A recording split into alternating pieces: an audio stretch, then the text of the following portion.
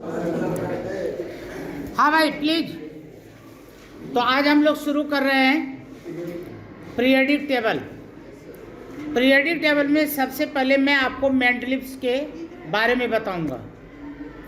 Mendeleev's ने जो periodic table बनाया था, इनको पहली बार सफलता मिली थी, यानी कि मेंडलीव पीरियडिक टेबल को थोड़ी सी सफलता मिली थी। हालांकि मेंडलीव से पहले भी बहुत भाइयों ने, बहुत साइंटिस्टों ने पीरियडिक टेबल बनाए थे, लेकिन उस पीरियडिक टेबल को सक्सेस नहीं मिला था। पार्शली अचीवमेंट मिला था मेंडलीव के पीरियडिक टेबल को। तो आपके एग्ज़ाम में, आपके बोर्ड के एग्ज़ाम में जो क्वेश्चन पूछा जाएगा, वो पूछा जाएगा कि right the advantage of Mendeleev periodic table. Right the advantage of Mendeleev periodic table. Question समझ में आ गया? अब वहाँ पर क्या आपको लिखना है, पहले हिंदी में समझ लो, फिर मैं इंग्लिश में बता दूंगा। मेंडलीव ने जिस समय पीरियडिक टेबल बनाया था, उस समय 63 एलिमेंट्स की जानकारी थी। मेंडलीव ने जिस समय पीरियडिक टेबल बनाया था, उस समय 63 एलिमेंट्स की जानकारी थी। तो उन्होंने बढ़ते हुए एटॉमिक मास के आधार पर, एटॉमिक मास के आधार पर लेफ्ट से राइट की ओर उन्होंने अरेंज किया। एक जैसे कैरेक्टर वाले, एक जैसे नेचर वाले एलिमेंट्स को इन्होंने एक ग्रुप में रखा।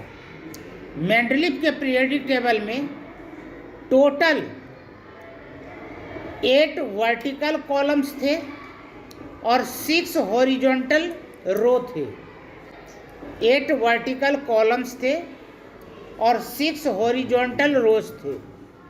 जो वर्टिकल कॉलम्स होते हैं उसे कहा गया ग्रुप। जो वर्टिकल कॉलम्स थे उसका नाम क्या दिया गया? ग्रुप। और जो हॉरिजॉन्टल रोज था, इसे कहा गया पीरियड। तो यदि मान लीजिए कि आपके पेपर में यह आ जाए, how many groups in Mendeleev periodic table, तो आपका जवाब क्या होगा? 8। How many groups in Mendeleev periodic table, तो आपका जवाब होगा 8। And how many rows in Mendeleev periodic table? 6। और rows are known as periods और vertical columns are known as groups. यहाँ तक समझ में आ गया?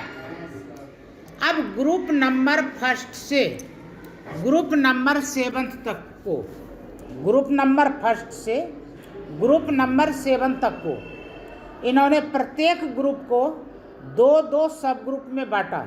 जैसे first A first B, second A second B, third A third B से लेकर 7th ए 7th बी तक।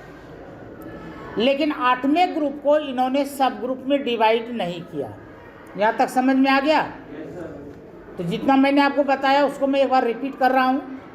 मेंडलीव के पीरियडिक टेबल में मेंडलीव ने सभी एलिमेंट्स को बढ़ते हुए एटॉमिक मास के आधार पर लेफ्ट से राइट में सजाया। मेंडलीव के पीरियडिक टेबल में 8 वर्टिकल कॉलम्स थे, जिसे कि ग्रुप कहा गया, और 6 हॉरिजॉन्टल रोज थे, जिसे कि पीरियड कहा गया। फर्स्ट ग्रुप से लेकर के 7th ग्रुप तक प्रत्येक ग्रुप को 2 सब ग्रुपों में डिवाइड किया गया। ठीक है यहाँ तक? अब इससे फ़ायदा क्या हुआ और इसकी कमी क्या है? पेपर में ये पूछा जाता है कि मेंडलीव ने जो पीरियडिक टेबल बनाया, इसका क्या एडवांटेज है और क्या डिसएडवांटेज है। तो पहले एडवांटेज सुन लीजिए। जब इन्होंने पीरियडिक टेबल में एलिमेंट्स को अरेंज किया, तो जब अरेंज नहीं हुआ था उस समय 63 एलिमेंट्स को अलग अलग याद करना होता था। जब इन्होंने इसे टेबुलर फॉर्म में कन्वर्ट कर दिया, तो एलिमेंट्स के कैरेक्टर को याद रखना आसान हो गया। भाई 8 कैरेक्टर को याद कर लो, अलग अलग ग्रुप के 63 एलिमेंट्स का कैरेक्टर याद हो गया। तो इसलिए हम लोग क्या बोलते हैं, इजी टू स्टडी। पहला एडवांटेज क्या हुआ, इजी टू स्टडी। दूसरा, जब ये पीरियोडिक टेबल बना रहे थे तो इन्होंने बीच बीच में कुछ खाली जगह छोड़ दिए, जैसे एल्युमिनियम के नीचे का जगह खाली छोड़ दिया, सिलिकॉन के नीचे का जगह खाली छोड़ दिए। तो जिसके नीचे का जगह इन्होंने खाली छोड़ा उस जगह का इन्होंने नाम रखा। जैसे एल्युमिनियम के नीचे जो खाली था इसका नाम इन्होंने रखा इक्का एल्युमिनियम, EKA, इक्का एल्युमिनियम। सिलिकॉन के नीचे का जो जगह इन्होंने खाली छोड़ा इसका नाम इन्होंने क्या रखा, इक्का सिलिकॉन, यानी इक्का उससे पहले लगा दिया गया। और इन्होंने ये भविष्यवाणी की कि भविष्य में जब भी कुछ नए एलिमेंट्स की खोज होगी तो मेरे द्वारा बनाए गए पीरियोडिक टेबल में इसका पोजीशन यहाँ पर होगा, इसका एटॉमिक नंबर ये होगा, इसका मास नंबर ये होगा और इसके कैरेक्टर्स ये होंगे। और यकीन मानिए ना मानिए, ठीक 5 साल के बाद कुछ नए एलिमेंट्स की खोज हुई और इन्होंने जो पोजीशन बताए थे, जो एटॉमिक मास बताए थे या जो कैरेक्टर बताए थे, ठीक वही चीज़ मिला। तो इसका मतलब क्या हुआ, मेंडलीव की भविष्यवाणी सही साबित हुई। तो इस बात को हम लोग क्या लिखते हैं, प्रेडिक्शन ऑफ न्यू एलिमेंट्स, यानी कि इन्होंने नए एलिमेंट्स की भविष्यवाणी की। तो दो एडवांटेज याद हो गया। पहला मैंने क्या कहा, इजी टू स्टडी, और दूसरा मैंने क्या कहा, प्रेडिक्शन ऑफ न्यू एलिमेंट्स। अब तीसरा पॉइंट क्या हुआ यहाँ पर, तीसरे पॉइंट में आपको यहाँ पर याद रखना है कि जिस समय मेंडलीव ने पीरियोडिक टेबल नहीं बनाया था उस समय बोरॉन का मास नंबर 13 माना जाता था, 13 माना जाता था।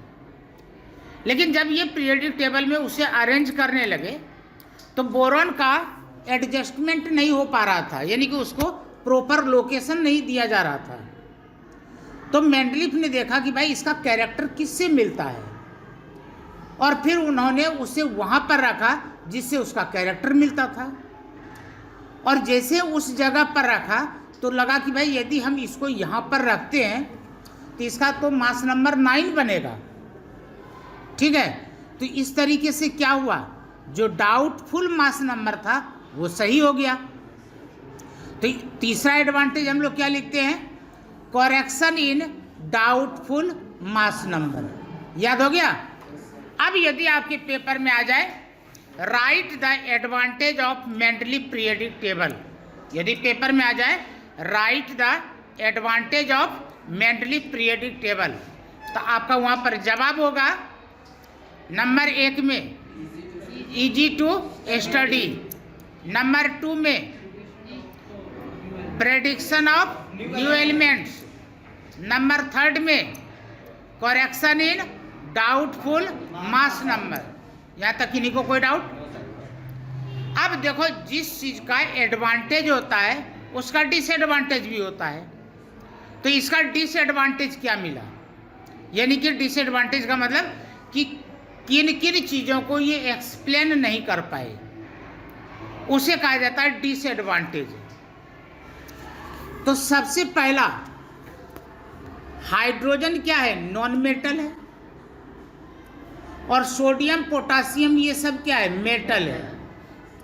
तो हाइड्रोजन को नॉन मेटल के साथ रखना चाहिए था ना, लेकिन मेंडलीव ने हाइड्रोजन को सोडियम के ग्रुप में रख दिया, यानी कि फर्स्ट ग्रुप में रख दिया।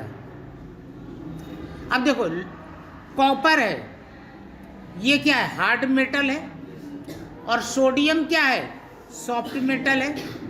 तो दोनों को अलग अलग रखना चाहिए था, लेकिन इन्होंने अलग अलग नेचर वाले को कहीं कहीं पर एक साथ रख दिए।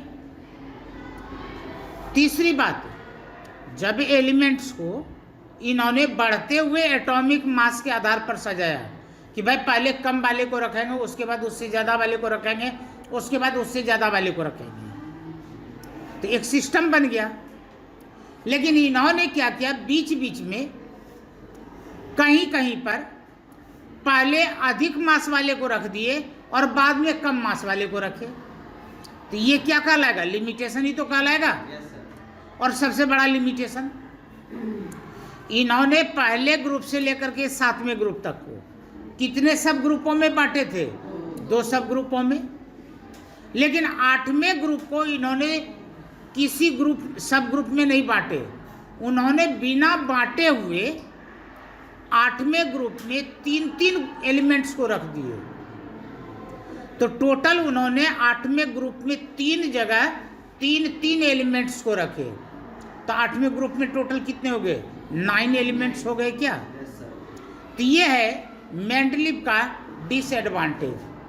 आप कहेंगे जी जैसे कि आपने advantage of Mendeleev periodic table का याद करवाया, उसी तरीके से डिसएडवांटेज भी याद हो जाए तो मज़ा आ जाएगा। चलिए शुरू करते हैं। तो यहाँ पर क्या है? नंबर 1 में not provide proper position of hydrogen, not provide proper position of hydrogen, याद हो गया? Not provide proper position of hydrogen, पहला डिसएडवांटेज। नंबर 2, सम डिससिमिलर एलिमेंट्स, सम डिससिमिलर एलिमेंट्स, डिससिमिलर का मतलब जो एक जैसा ना हो। सम डिससिमिलर एलिमेंट्स प्लेस्ड टुगेदर, भाई अलग अलग नेचर वाले एलिमेंट्स को इन्होंने एक साथ रख दिए, तो सम डिससिमिलर एलिमेंट्स प्लेस्ड टुगेदर। और कहीं कहीं पर इन्होंने क्या किया था? एक जैसे नेचर वाले को अलग अलग कर दिए थे। तो नेक्स्ट पॉइंट यहां पर बन जाता है some similar elements, some similar elements placed far away to each other, far away to each other. भाई फार अवे का मतलब एक दूसरे से दूर। भाई एक जैसा नेचर है तो उसको एक साथ रखना चाहिए था ना, इन्होंने दोनों को अलग अलग कर दिया, तो यह भी लिमिटेशन के अंदर ही आएगा। और जो सबसे बड़ा लिमिटेशन है, सबसे बड़ा लिमिटेशन है, देखो कार्बन क्या है? कार्बन 12 भी होते हैं और कार्बन 14 भी होते हैं। आइसोटॉप्स का नाम आपने पता नहीं सुना है या नहीं सुना है।